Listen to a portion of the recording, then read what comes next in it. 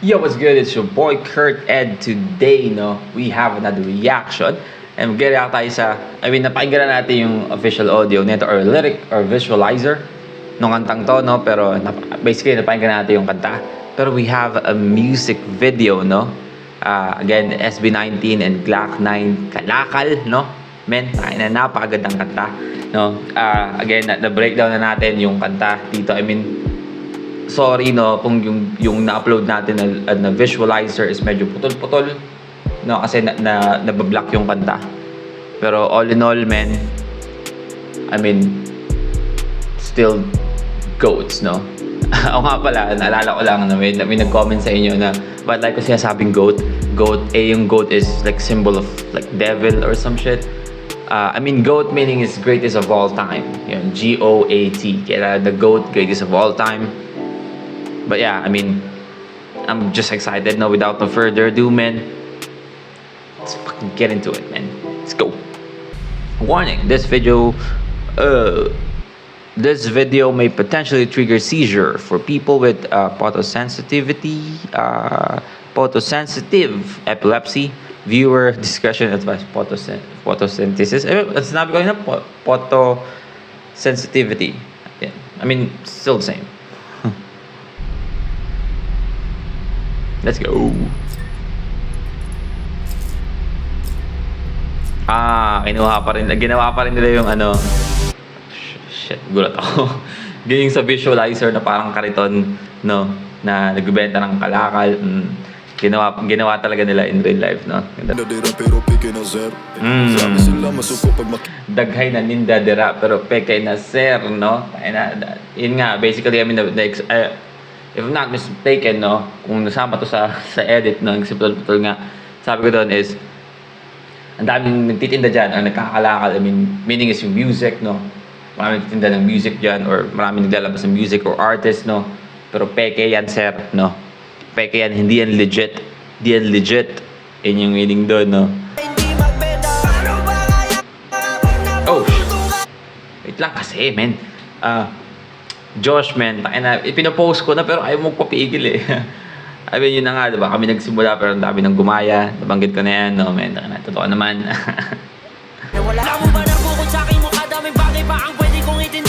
Bukod sa aking mukha, isang dami ko pang kayang itinda, no? I don't know why I'm breaking it down again, no? Pero I feel like, hindi ko kasi maalala kung ano yung mga nasama lang sa video. Again, I hope na this video is not going to get blocked. Para masama tong mga mga pinagsasabi ko aside from just a reaction. Gusto ko magbigay ng substance or yung komento ko to sa kanta mismo, kung kano ko siya na-appreciate, kung ano yung tingin ko sa kanta. Pero yun nga, diba, sabi ni Stel doon is di lang mukha yung kaya nilang ibenta, which is usually that is like the selling point talaga kadalasan or karamihan kahit noon pa ng mga boy band or mga group na ganito, right? Like kailangan gwapo. Minsan kahit like mid-lish na lang yung level ng kaya nilang ikanta basta gwapo. There's always a market for that, right? Pero ito yung sinasabi nila na hindi lang mukha yung kaya namin itinda, right? And kitang-kita naman, no, sa mga music na nilalabas nila at the same time, sayaw, no? Bakit ba ayaw nyo bang aminin? Alam ko naman isa ka rin sa palihim na gusto rin makatikil sa iya. Yun yung linya na na marami talagang tatamaan, no, na nagkasabi na corny to, no, pero mentay na isa ka rin sa palihim, no. Isa ka rin sa palihim. Stop.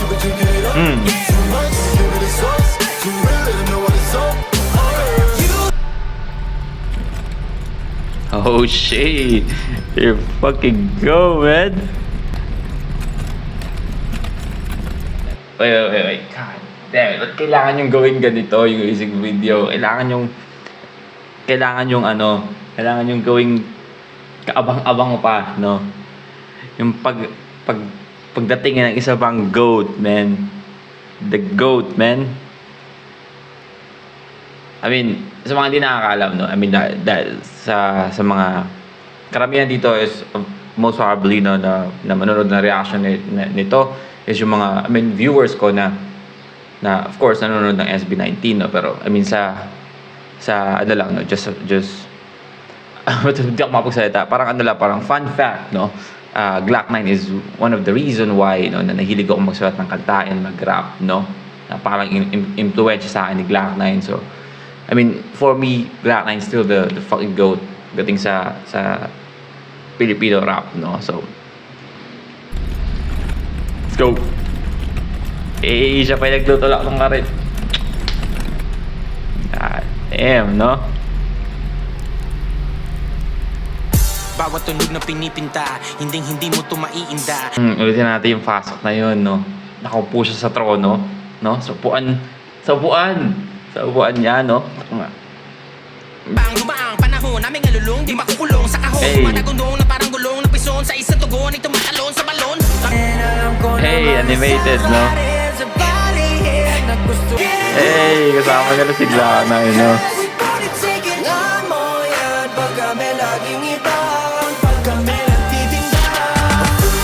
Hey, ang ganda nun.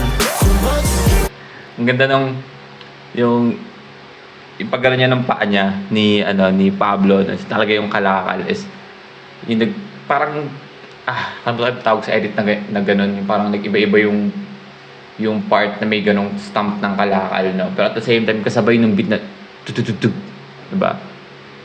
Synchronization or choreography ng music video sa kanta mismo, no, and at the same time, man, gusto ko yung parang ginawa nila, no, sa background like this, no, and naaliyad na may si Ken dyan, no? Pero di ba parang may mga pader, no? May mga vandal, no, may mga banderitas, like sobrang ano, no, yung ang galing ng pagkakagawa nila na parang Filipino vibe, no, in dating and like streets, no, and at the same time ganito yung vibe na na binigay, no, like buhay na buhay yung kulay, siguro dahil sa mga ilaw din sa background. But yeah, damn boy, vocal run, man. Titinda.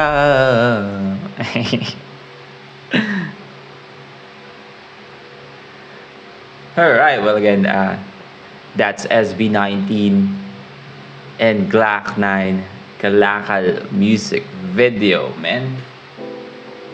I mean, nasabi ko na to nung sa sa visualizer, man, this is a fucking masterpiece, no, totoo sa'yo. Hindi ko alam, but I'm still fucking hype, no. Na-hype pa rin ako. I mean, ilang beses ko na pakinggan tong kantan to. Ilang beses ko na pakinggan tong kantan to, pero iba talaga yung yung dating pag may kasama yung music video talaga, no. But yeah, all in all, man, still fucking masterpiece, no. Pinakinggan ko to na parang first time ulit dahil sa music video. And I mean, wala na akong kailangan sabihin, no. Alam naman natin, no, isa ka rin sa gusto mong makatikim ng iyain, no. But yeah, I mean, that's our reaction for today. Sana gustuhan nyo. Leave a like and subscribe kung gusto nyo mag-react sa buhay yung artist, man, singer, rapper, song. Comment down below. We are going to react to it. And that's it for me today. See you on my next vid. Stay awesome. Peace.